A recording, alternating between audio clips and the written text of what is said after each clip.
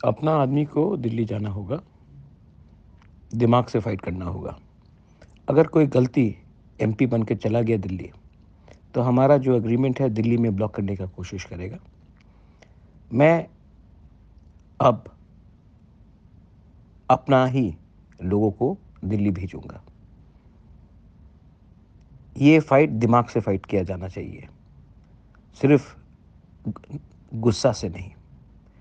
अब तिपरासा आंसू नहीं बहाएगा। आज का तिपरासा के पास दिमाग है। हम लोग भी दिमाग से काम कर सकते हैं, तो मैं दिमाग से अब कुछ करूँगा।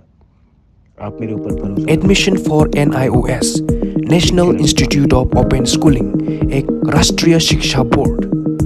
इन बोर्ड के माध्यम से सेकेंडरी और सीनियर सेकेंडरी की रजिस्ट्रेशन चल रहा है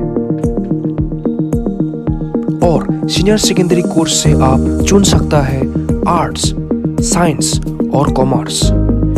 NIOS एक ऐसा एग्जामिनेशन बोर्ड है जो under ministry of HRD human resource development government of India registered.